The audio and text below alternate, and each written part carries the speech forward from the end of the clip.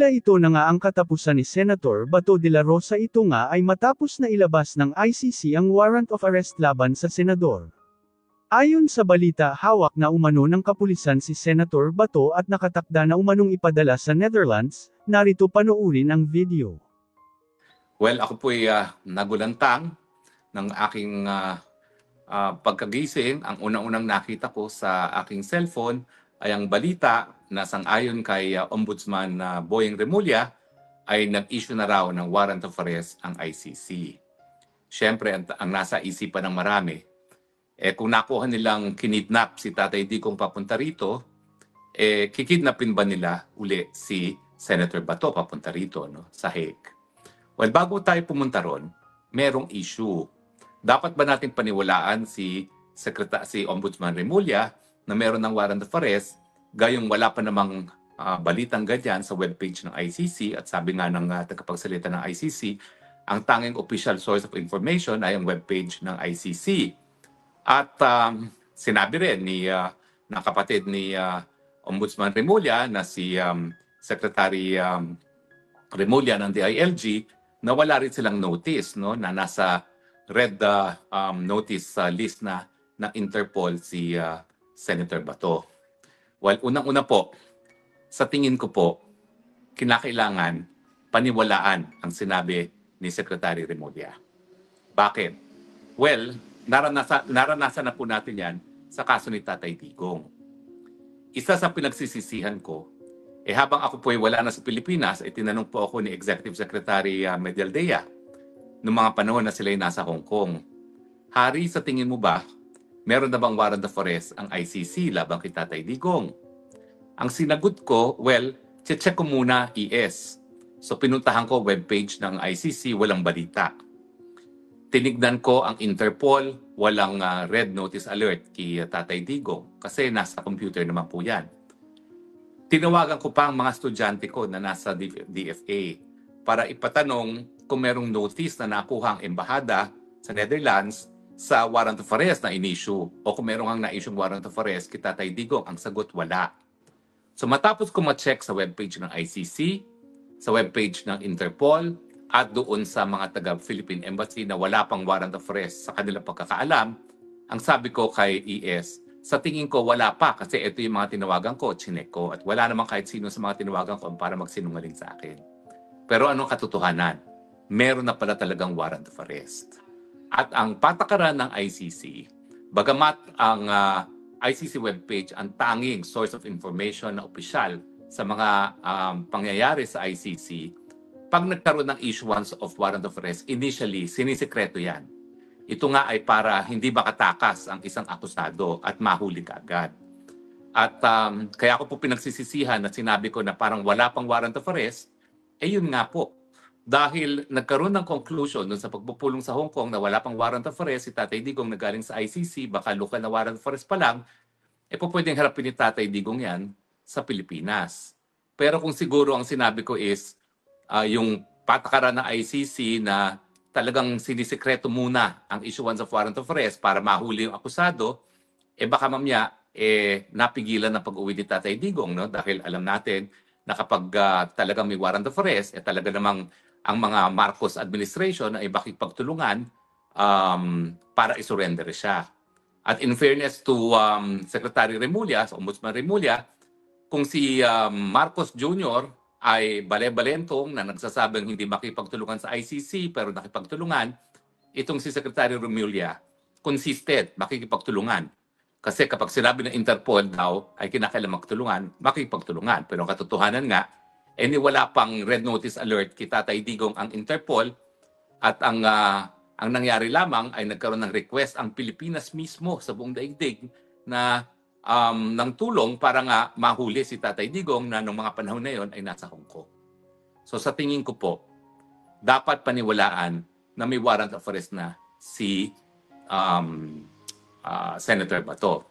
Pangalawang tanong, makikidnap pa muli nila si Senator Bato gaya ng nakidnap nila si Tatay Digong. Bakit uli kidnapping ang tawag natin dyan?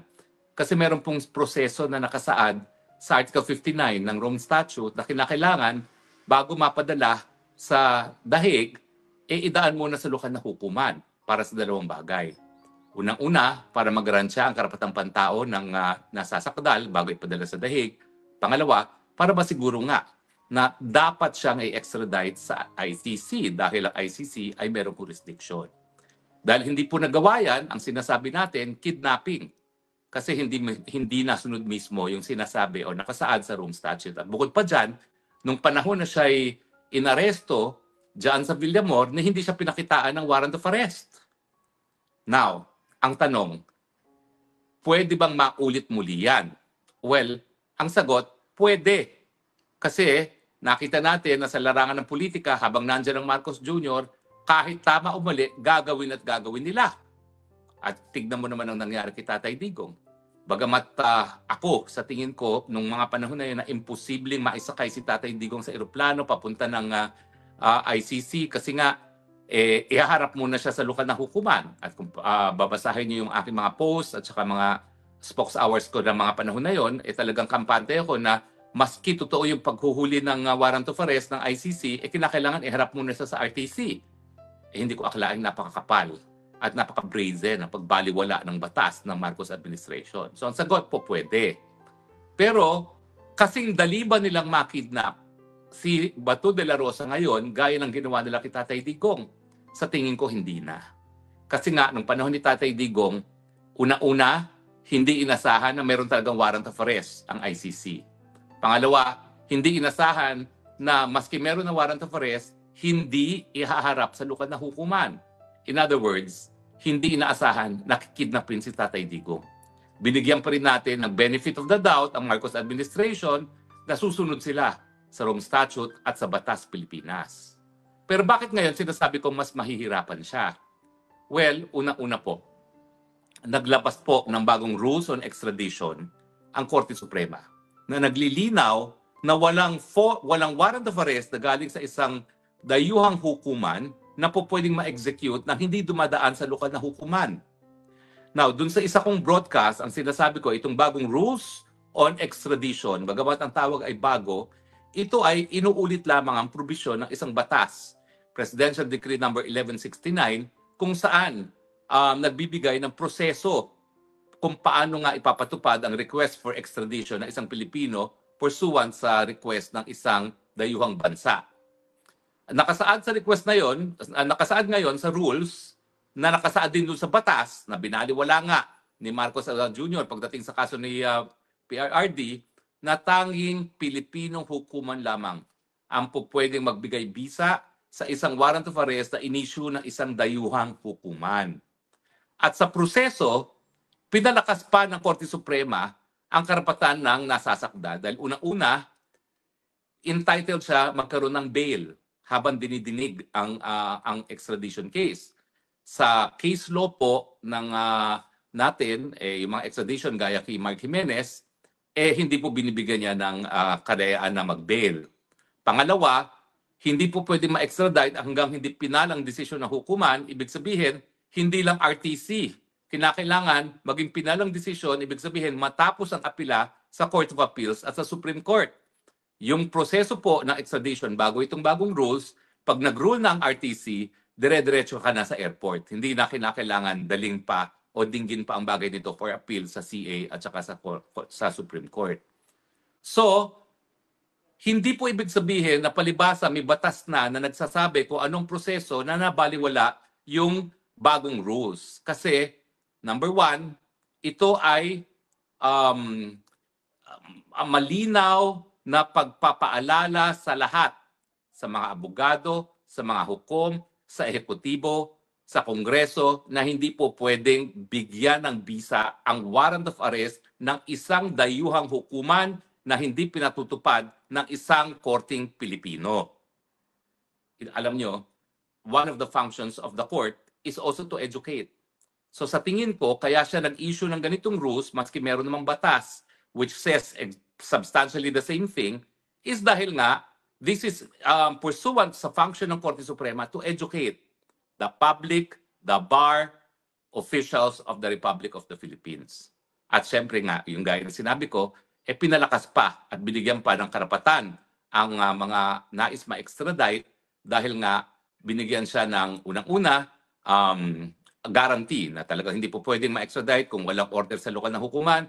Dapat may bail, pwedeng mag-bail habang dinidinig ang kaso at saka kinakailangan matapos muna maging pinal ang desisyon. Ibig sabihin, tapos na ang apela hanggang Korte Suprema.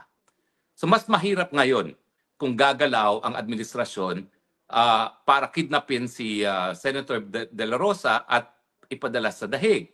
Kasi nga po, ginawa na itong new rules para ma-educate ang gobyerno kung anong tamang proseso kung susunod sila sa mandamiento de aresto na inisyu na isang dayuhang hukuman. Tanong, applicable ba itong bagong rules na ito sa ICC? Hindi naman estadong ICC. Sagot, opo.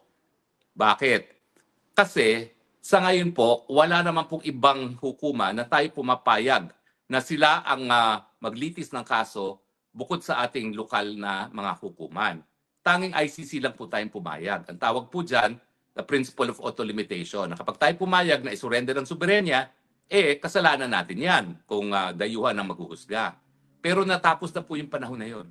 Natapos na po yung pagpayag natin na litisin ng ICC mga kaso na nangyayari sa Pilipinas noong isang taon matapos nating i-deposito ang instrument of ratification natin. Kaya nga po sinasabi ko na mali yung desisyon ng pre-trial chamber na sinasabi na may jurisdiction na ang hukuman dahil nga daw sakop doon sa isang taon yung tinatawag na preliminary examination na internal na procedure na hindi naman na-involve ang hukuman at yan ay doon lang sa opisina ng prosecution. Ang kauna-unang pagkakataon na na-involve ang hukuman ay kapag humingi ng abiso para magtuloy sa preliminary examination ang prosecution. O, paano yung issue na hindi naman siya estado? Well, sa tingin ko po, hindi na binanggit ng Korte Suprema ang ICC kasi hindi na nga tayo miyembro. So parang hindi na siya magmamatter. Pero it is still applicable by way of analogy now kasi ang mensahe ng hukuman, walang mandamiento de aresto na mapapatupad kung hindi ito nanggaling sa lokal na hukuman. Dahil kapag tayo, ang pulis Pilipino, ay nagpatupad ng mandamiento de aresto na inisyu na isang dayuhang hukuman, wala pong legal na basihan yan. Yan ay paglabag sa ating jurisdiksyon bilang isang malayang bansa, paglabag po sa jurisdiksyon ng Pilipinas. So sa tingin ko po, it does not matter na ito ay rules for extradition kasi kung titignan mo rin yung Article 59 ng Rome Statute, yung remedy ng akusado na humarap sa lokal na hukuman ay para sa purpose ng extradition.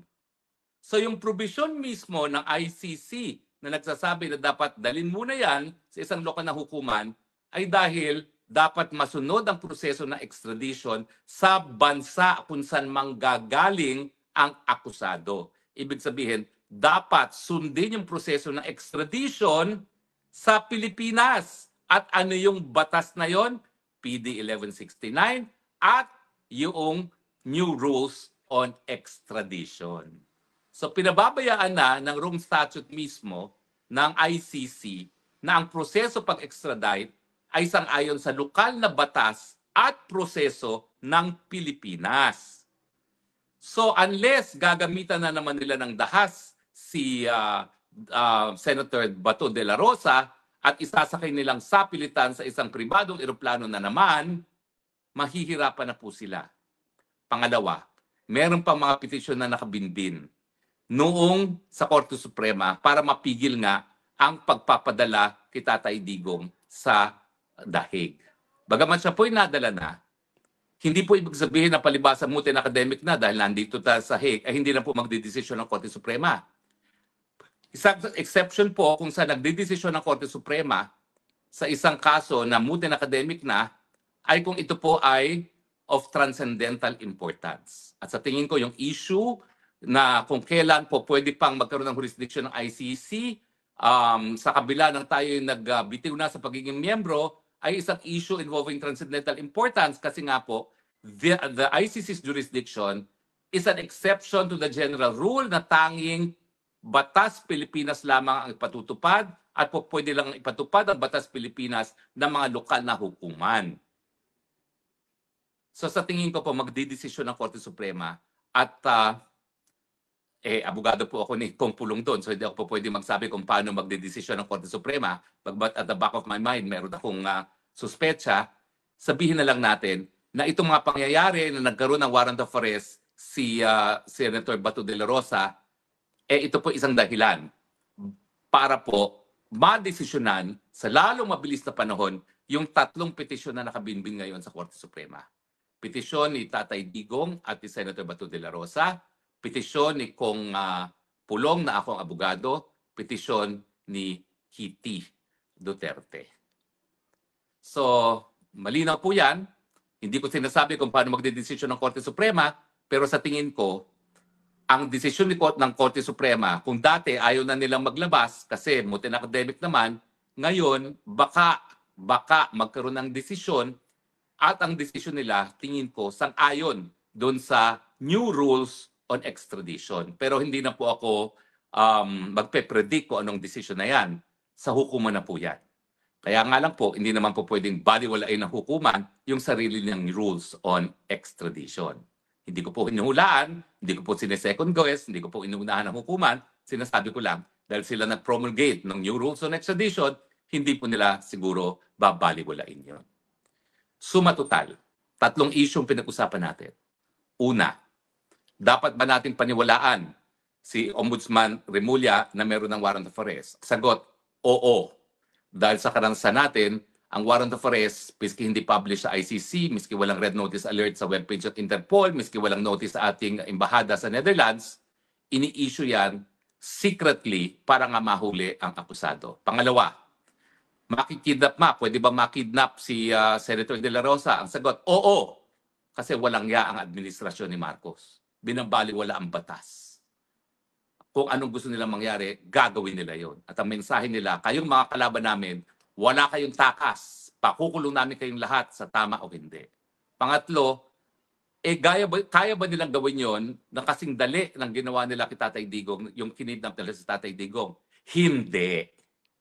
Kasi nagsalita na ang hukuman, ang kataas-taasang hukuman, na hindi pwedeng mabigyan ng bisa ang isang mandamiento de aresto ng hukumang dayuhan na hindi dumadaan sa lokal na hukuman. At pangalawa, may mga nakabinbin na kaso na pagkakataon para sa Korte Suprema para linawin kung tayo ba ay meron pa talagang obligasyon na makipagtulungan sa ICC sa kabila ng ating pagbibitiw. At dahil nga dito sa banta na arestuin si Senator Bato de la Rosa, sa tingin ko, magkakaroon ng desisyon ang Korte Suprema.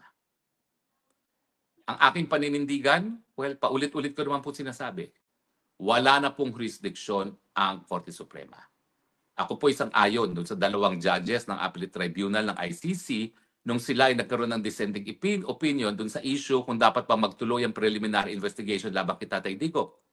Ang sabi ng 2 dissenting judges, dahil wala naman sa pilitan ang membership sa ICC at ang jurisdiksyon ay nakasalalay sa pagpayag ng mga bansa na kilalanin ang jurisdiksyon ng hukuman, wala ring pamamaraan para pilitin ng mga bansa na manatiling miyembro ng ICC.